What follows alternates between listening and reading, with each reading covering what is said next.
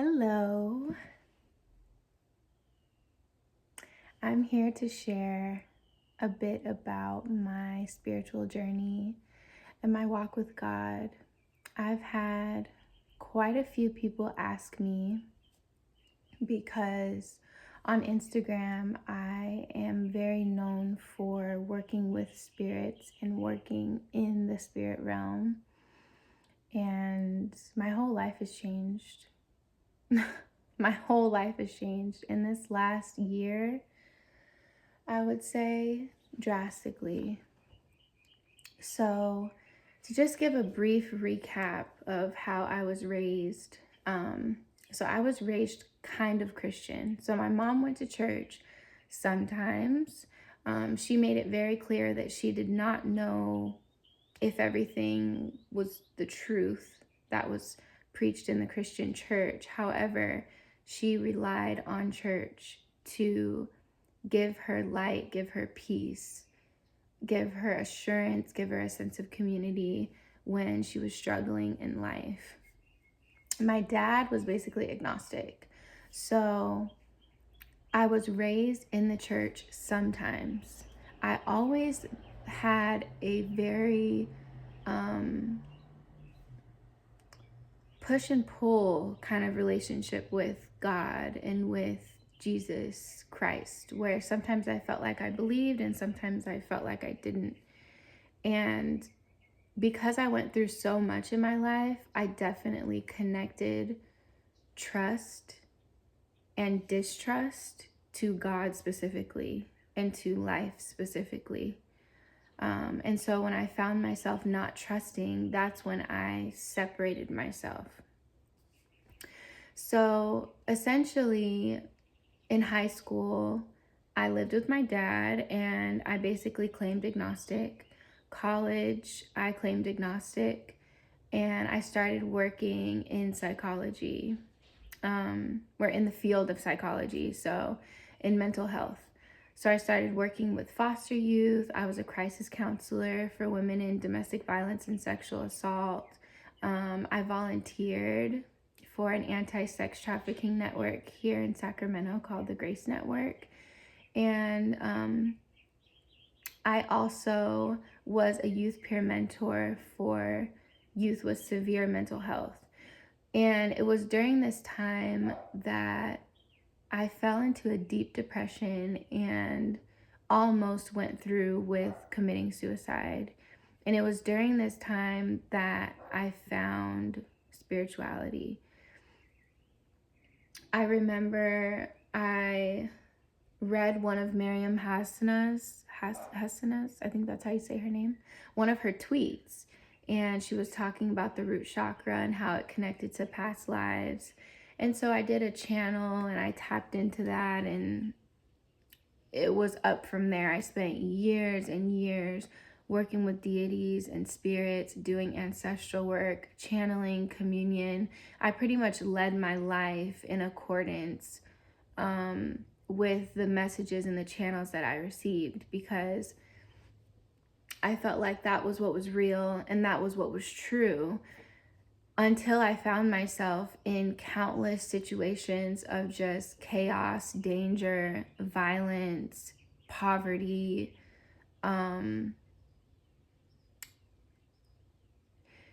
The thing is, working with deities and spirits is very real.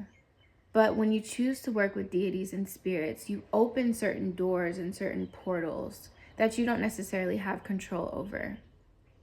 Because spirits are multifaceted and they have human attributes. So when you're working with them, you're opening just as much dark as you are light.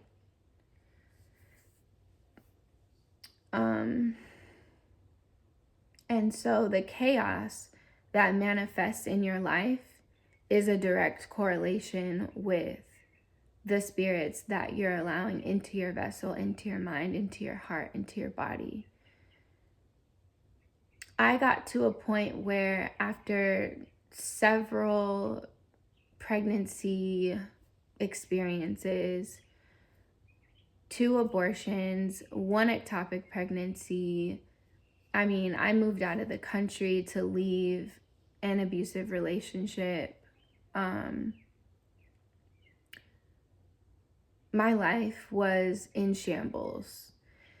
So I found myself in this position where I was like, I need a God that is above me. I need God. I need the ultimate, you know, I working with spirits is peer to peer. You're eye to eye. So the guidance they give you, the direction they give you, it's constant ritual work, it's constant channeling, it's confusion, it's turmoil. You know, you're dealing with a lot of different energies. God is God is God is God, right?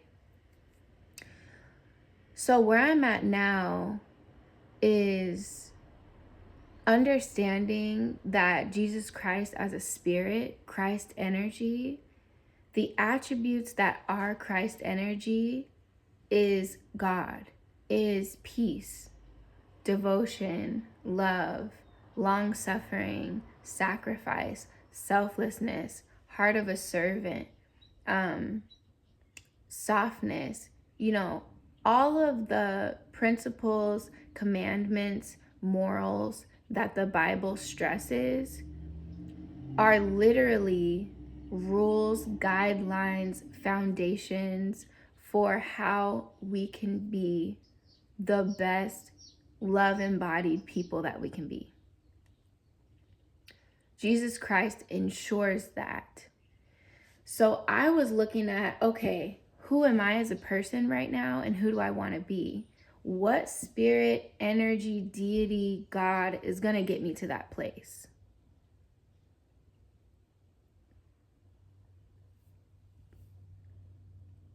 The answer was Jesus Christ. The answer was Jesus Christ and only Jesus Christ, because of who he is, of what he stands for, of what his energy brings. I'm in a place in my life now where I can't have confusion and chaos. I need that ultimate peace that just like, it doesn't make sense. It really doesn't make sense. Like, I have a 6-month-old baby. I have a 7-year-old. I'm homeschooling. I'm back living with my mom in my hometown. I am in a position in life that I never thought I would be in. But the level of peace that I have, it just doesn't make sense. And it's only because of Christ. Because I am being protected by him. He is, I'm going to tell you guys a story. I was in a really unhealthy relationship with my youngest son's father. And we slept in separate bedrooms because, well, he snored, but also because I just needed a place to sleep where I would not be disturbed, because everyone who's been pregnant knows that sleeping while pregnant is hard. So I was in my own bedroom, and this was a few months before I had him and then a few months after. And during this time, I was in such a deep, deep, deep place inside of myself where I was like, I cannot do this. Whatever this relationship, this dynamic, this family structure, this living situation, I cannot do this. And I was just praying, like day and night. I was praying for a solution, for a way out. I was praying for, like, what you want me to do, God. What is it you want me to do? Like, I will do whatever is in your will, not my will. I don't want to make the decision. I don't want to make the choice, because the feelings of suffering and dread and sadness and fatigue and frustration that I felt, the overwhelm, the just like suffocation, isolation. Like, I felt so alone, and it was just me and Malachi, and it just felt like the hours just blended and the days just blended. Feeling the Spirit of Jesus Christ was the ultimate comfort. Like, there were nights when I would just cry. I would just lay in bed and just cry with Malachi right there next to me, because I was just like, I want so much more for you. I want so much more for your brother. I want so much more for me. And in this space, I cannot give it to you. I can't give anything to you. And so I had to lean into God and into Jesus. And I realized that comfort, that love that I felt, that protection, that security, that clarity, like all he required was faith, belief, trust, and surrender. And those things were things that were told to me by Malachi's father as what he required in our dynamic. And I was giving him those things. I was making him my God. And he took advantage of that power. And there were times where I surrendered to him emotionally, mentally, physically, spiritually, and I did not have God. And once I felt the presence and the love of God, that's what gave me the strength to walk away, because I realized, oh, I'm not receiving God here. This experience, this relationship, this dynamic, God is not in this with us. And I felt so protected after that point. I mean, after I had that realization, I think Malachi had to be maybe 3 weeks or a month at the point that I had that realization. After I had that realization, like, my days just brightened. I felt comforted. I felt secure in where I was going. There were times where I would slip back, but then I would come back into my body, and I would come back into a place of groundedness and realize, like, yes, I'm headed in the right direction.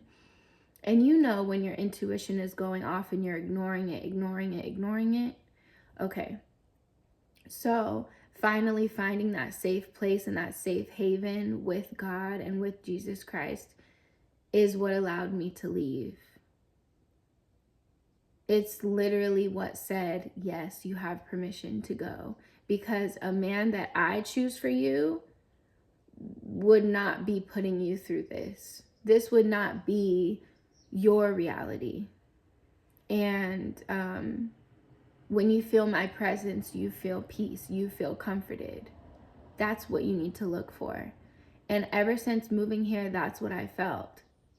And that's the thing with God. There is grace, there is forgiveness, there is unconditional love, and there is mercy. And so when you meet God again, as long as your heart is how do you say that?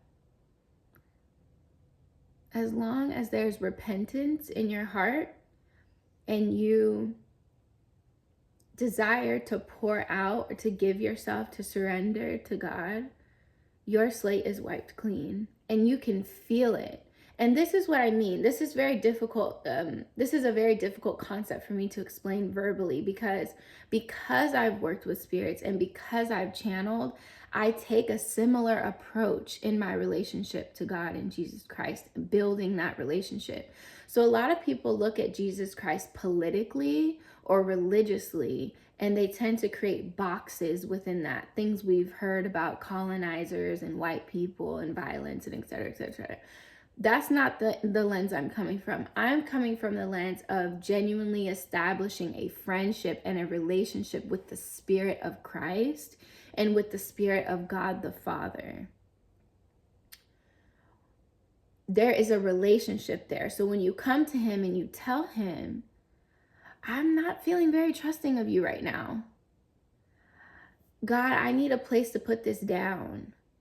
God, thank you for being this place for me that I can come back to. Whatever you're expressing, you're going to be met with comfort, love. It's steadfast.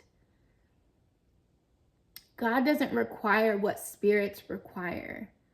Spirits require feedings and altars and herbs and XYZ. You know, you can go down the list. And oftentimes they require pieces of you when you're engaging with them. They require access to you in a certain way. And this can be parasitic, this can be vampiric, where they're literally like attached to you. God doesn't require that. God is like the ultimate cleanser. Jesus Christ is a purifier. Like your heart is purified through that exchange with him.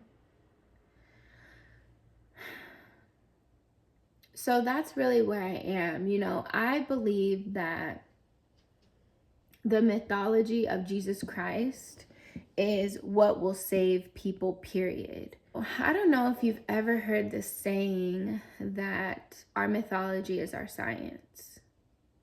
So in the story of Jesus Christ, he essentially dies to himself. He rises above his flesh, and even in the midst of the greatest suffering imaginable, the deepest pain imaginable, he is still practicing forgiveness. He's still rejoicing in the name of God. He's still at peace. He was able to have a new life. He was able to be resurrected from the dead and walk into a new life. I believe that can be every single person's reality if they are willing to surrender to God, to die to themselves, to empty themselves, to forgive, to have a willing heart, to have the heart of a servant, to look at people with the eyes of grace, the eyes of mercy. This is the most difficult thing to do. It's the most difficult path to have. It's easy to have vengeance and be vindictive and be jealous and be spiteful and be hateful. It's easy to be those things because that is what the flesh desires. That is what Satan thrives in. That's what he loves to see, right? So when we can move into a space of dying to ourselves, when we can embrace that surrender, that's hard. But that's what is the most purifying. That is what fills you with love. So that is my story, and that is where I am, and that is what I believe. I would love to hear testimonies from y'all, ways that you've moved from New Age spirituality into Christ. And thank you for watching.